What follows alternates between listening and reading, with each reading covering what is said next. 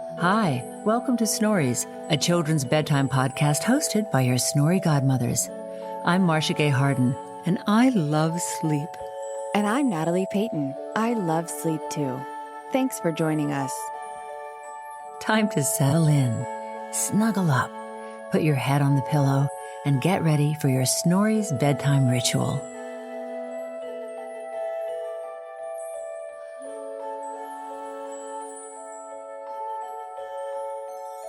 First, we start with mindful talk.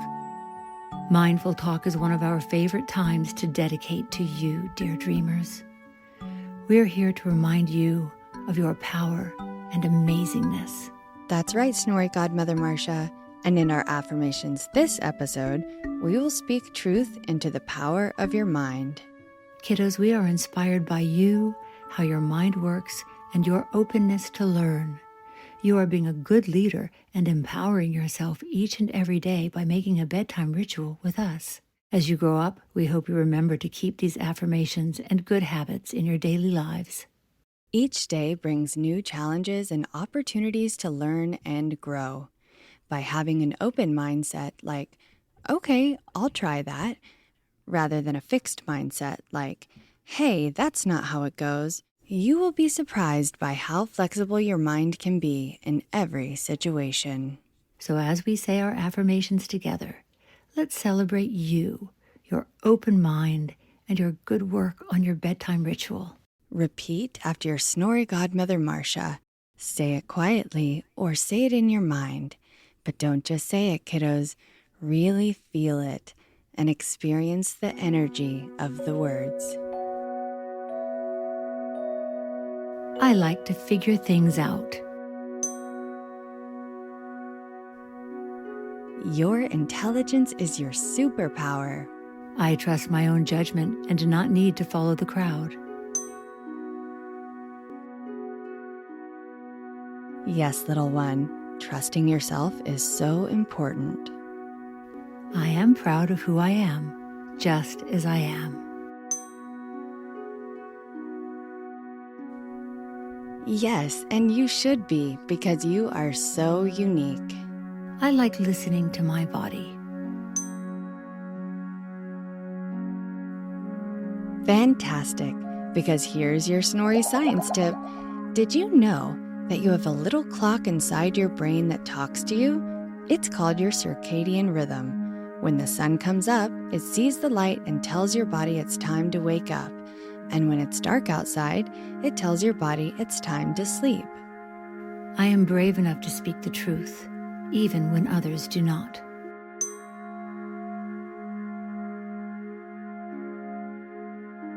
Yes, it's wonderful to trust yourself, just like you will hear in today's Snory, where a little boy in the crowd is the only one speaking the truth.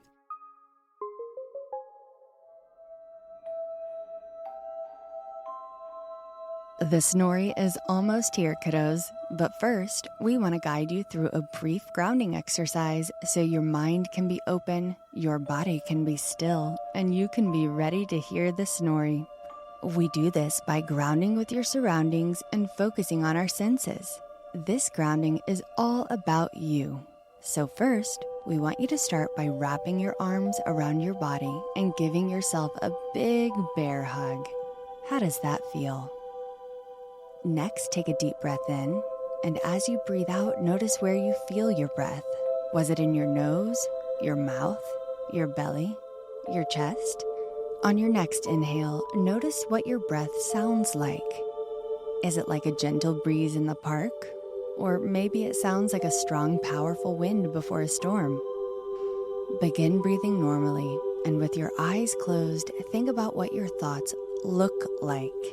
As you imagine your thoughts, whether big or small, happy or sad, you can gently guide them, kiddos. One way to do that is by shifting your thoughts to something that makes you very happy, like a smell. Let's think of that happy smell. Maybe it's the smell of your bedroom, or of grass after a fresh rain. It could be your favorite flowers, or maybe it's the smell of the dessert you love. Have you thought of one? Super. I'd like to smell that. Breathe in and out. and gently recall how your dinner tasted. Taking one last deep breath in through your nose and breathing out through your mouth, praise yourself for taking the time to get grounded and opening up your imagination so you can enjoy the Snory. Our Snory today is called The Emperor's New Clothes, and it's by the same author who wrote The Ugly Duckling, Hans Christian Andersen. The Emperor's New Clothes. Once upon a time, many, many years ago, there was an emperor who ruled a small country. This particular emperor just loved to dress in new clothes. In fact, he was so fond of new clothes that he spent all of his money on them. He didn't seem to care about spending money on his army. He didn't even care about the arts or music. And if he did go to the theater or for a horse ride in the woods, well, he only did it because there might be people around who admire his beautiful clothing and tell him how handsome he was. He just loved to show off his beautiful clothing.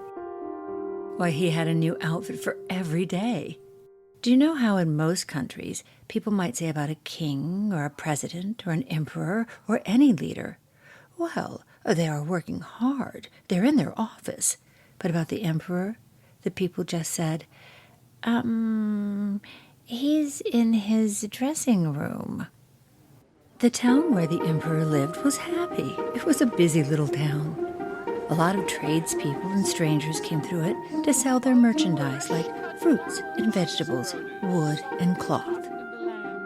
One day, two sneaky rascals came to town, and they said that they were weavers. We know how to weave the most beautiful and exquisite cloth possible. It's unlike any fabric that you've ever seen. It's gorgeous. Everyone was interested, especially the emperor. He wanted beautiful cloth to make more new clothes. But, the weaver said, the colors and the patterns and the clothes that are made of this fine material have a peculiar property. Only some people can actually see it. To others, the cloth is invisible. What do you mean? Demanded the emperor.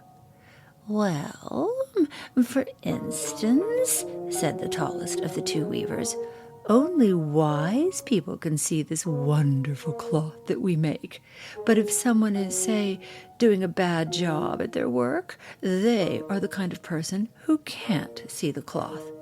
Oh, yes, said the other one, who was little and round.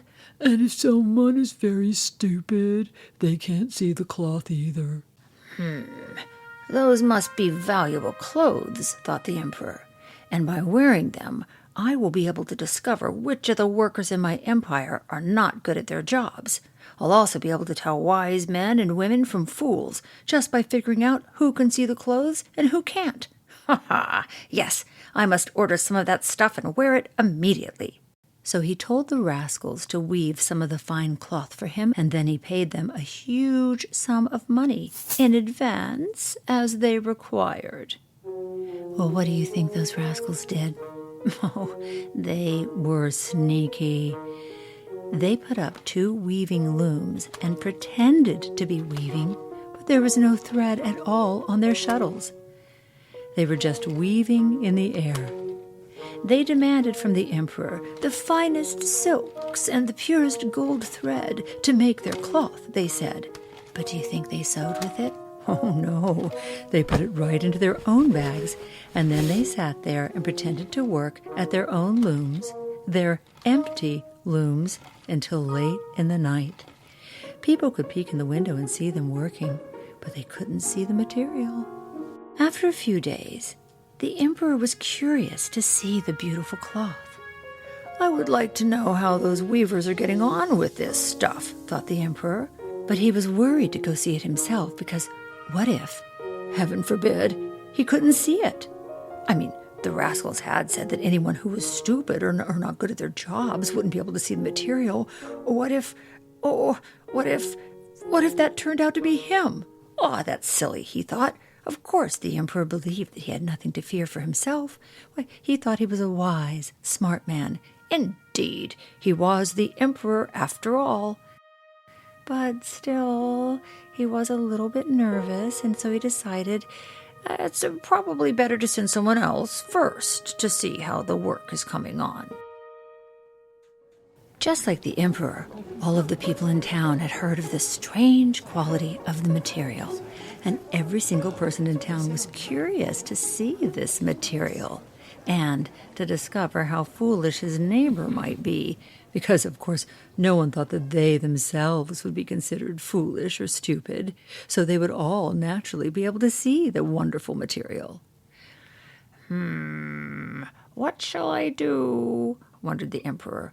Who shall I send? I know. I will send my faithful old prime minister to the weavers. He'll be the best capable of judging this peculiar cloth because he is a man of good sense, and nobody's a better worker or a wiser man than he. So the worthy old prime minister went into the room where the two rascals sat working. Their looms were empty, but they just kept pretending to be working anyway. "Oh, heaven save us," thought the old man, opening his eyes wide. "Why, I can't see anything at all." But he was careful that he didn't say that out loud. Both of the rascals watched him carefully and begged him to step a little nearer. And they asked him if he didn't think the pattern was very pretty. Yes, and the coloring fine. They pointed at the empty loom as they asked these questions, and the poor minister just kept staring as hard as he could. But he couldn't see anything on the loom because, of course, there was nothing there to see. "Oh, heaven save us," thought the old man again. "I can't see anything at all. Is it possible that I am actually a fool? I've never thought I was a fool before, and if I am, oh my goodness, nobody must know it. And since I can't see the stuff on the loom, maybe it is true that I'm a fool or not fit for my job. Oh, I can never tell anyone that I can't see the material." "Well, sir, do you say nothing about the cloth?" asked the tall one, who was pretending to work on his loom, smiling and going on about his work. "Oh, it is most elegant. Yes, most beautiful," the dazed old man lied as he peered again through his spectacles. "Oh, yes, what a fine pattern, and what fine colors. I will certainly tell the emperor how pleased I am with the stuff." "Oh, we are glad that you like it," giggled both of the weavers. And then they named all the colors and pointed out all the special features of the patterns. And the minister paid a lot of attention to everything they said so that he could repeat it to the emperor when he went back to him to prove to him that he could actually see it. And what do you think happened now? Well, those cheats asked for more money, more silk, and more gold thread, "so we can proceed with our weaving," they said. But did they actually weave with it? No. Of course, they put it all into their own pockets, and not a single gold thread went into the material. And they just went on as before, pretending to weave at the empty loom. After the minister reported to the emperor all about the colors and the patterns, the emperor became even more curious to see the beautiful material. But he wasn't quite ready to go look for himself and test if he could see it or not, so he sent another person that he trusted, an honest stateswoman, to see how the weaving was progressing. He asked her to find out if the stuff would be ready soon. But the same thing happened with her as it did with the minister. She went into the rascals' room, and there they were at the loom, but she saw nothing, just an empty loom and nothing else. "Isn't this piece exquisite?" asked the tall weaver, pointing to the loom. He began explaining all about the beautiful patterns and the colors, which were not there to be seen. She gazed and gazed at the empty loom. "I am not stupid. I know I'm not," the stateswoman said to herself. "So it must be that I am not doing a good job at the office. Oh, This is very strange. No one has ever said that to me before, so I must not let it be noticed." So she, too, praised the cloth that she did not see, and assured the weavers that she was delighted with the lovely colors and the exquisite pattern. Yes, it's perfectly charming," the honest stateswoman lied. She then reported back to the emperor. "Oh, it's fabulous, just fabulous, like nothing you've ever seen." Everybody in town was talking about the splendid cloth. Now the emperor was ready to see it himself. He wanted to see it while it was still on the loom. So with a company of carefully selected people, including the stateswoman and the minister, he went to visit the crafty impostors who were working as hard as ever at the empty loom. "Is it not fabulous?" said the not-so-honest stateswoman. "Oh, yes. Look, Your Majesty. See what splendid colors it has, and what a gorgeous pattern," said the old minister. And they both pointed to the looms because they believed that the others in the room could see what they did not. The emperor stared at the empty looms. To himself he said, "I can see nothing at all. This is terrible. Am I a fool? Maybe I'm not fit to be an emperor. Why, nothing more dreadful could happen to me." So out loud, he lied. Oh, it's very pretty. It has my highest approval." And he nodded and waggled his head up and down with satisfaction as he stared at the empty looms, for he wouldn't let them know that he could see nothing. Everyone in the room gazed and gazed, each person seeing no more than the others, but they all thought that the others could see the cloth, so like the emperor, they all exclaimed, Oh, my gosh, it's beautiful." But then they suggested that the emperor should wear clothing made from this cloth for the special occasion of the great parade, which was soon to take place. "Splendid! Gorgeous! Magnificent!" went from mouth to mouth. Everyone was equally delighted with the weaver's workmanship. The emperor even awarded each of the rascals a medal of honor. He gave them the new title, Gentlemen Weavers of the Imperial Court. What do you think happened now? Well, the night before the parade, the weavers sat up the whole night burning 16 candles so people who looked through the window could see how hard they were working and how anxious they were to get the emperor's new clothes ready. They pretended to take the material from the loom. They cut it out in the air with huge scissors, and they stitched away with needles, which had no thread on them. At last they said, "Now the clothes are ready." Early that morning, before the parade began, the emperor came to them to get dressed, and he brought his whole court with him. Each of the rascals lifted up their arms as if they held something heavy in them, saying, See, here are the trousers," said the little round one. "And here is the coat, and here is the cloak," said the tall one. They pretended to put it over his shoulders. "Oh, it's as light as spiders' webs. Why, one could almost feel as if he had nothing on," said the emperor.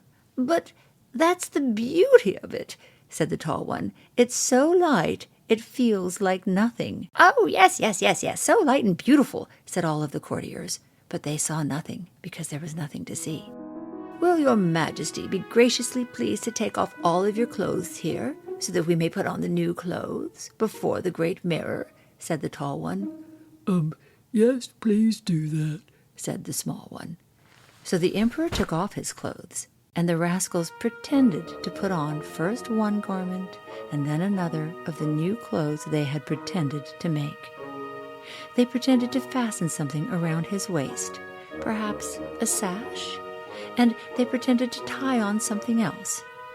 "This," they said, "is the train."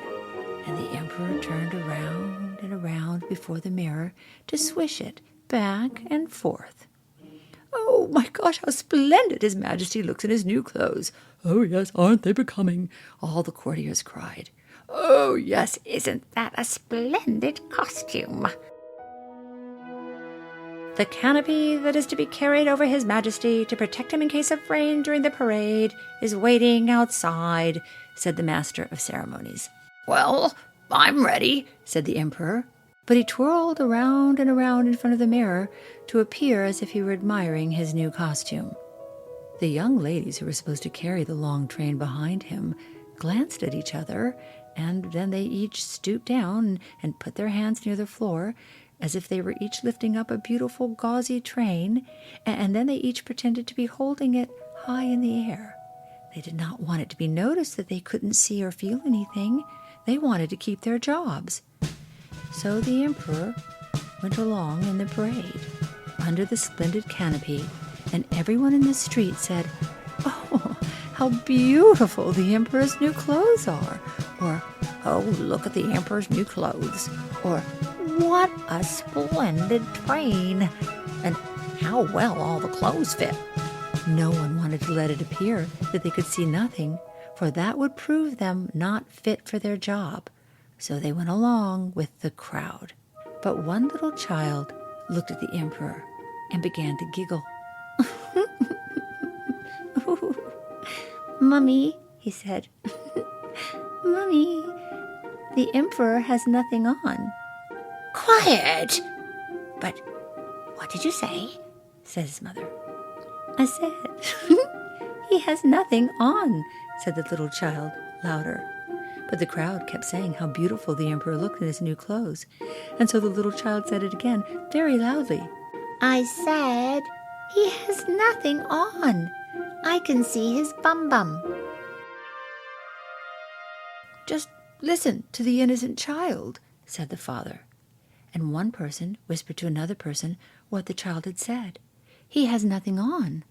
"A child has said he has nothing on." "What? A child has said he has nothing on." "Well, the child has said he has nothing on." "No, he's got nothing on, but he's got nothing on." All the people cried together. The emperor was startled by this, because he kind of had a sneaking suspicion that they were right. "But," he thought, "I have to make them feel silly, not me. I have to stick to my story, even if it's not true. I must face this to the end and go on with the parade." So he held himself up even more stiffly and proudly than before. And the two young ladies held up the train that was not there at all. And the little child laughed as the emperor proudly finished the parade. The end.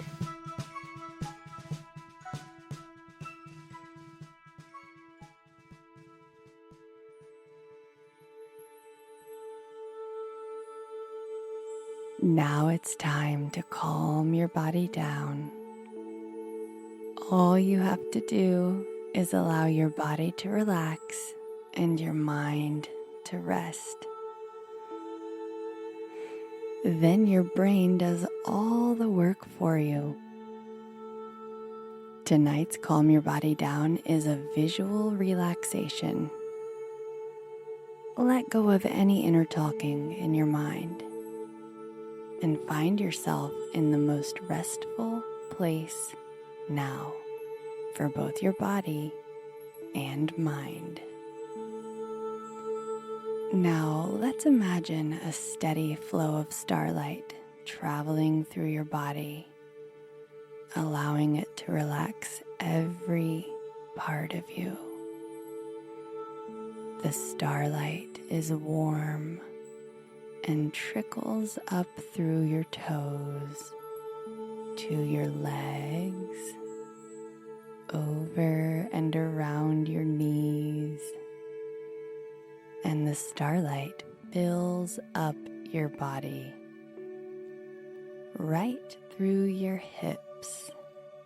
With each bit of starlight, your body is becoming more and more relaxed. And now let the starlight flood to your back and into your stomach. Imagine your starlight washes away any discomfort. It travels to your chest, upper back, your arms, and your hands. Notice a warm relief and stillness in your body and mind. Now the starlight travels through your neck, your throat, your head, and your hair. All you're doing in this moment is being still, listening, and letting this imaginary starlight flow through your body.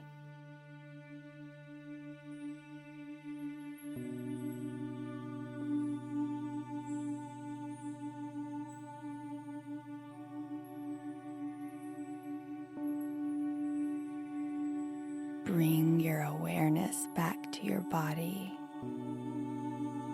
Take a cleansing breath in through your nose and slowly breathe out through your mouth. And now you've calmed your whole body down on this beautiful night using your warm imaginary starlight to help you peacefully fall asleep. Now gently close your eyes and sleep in peace.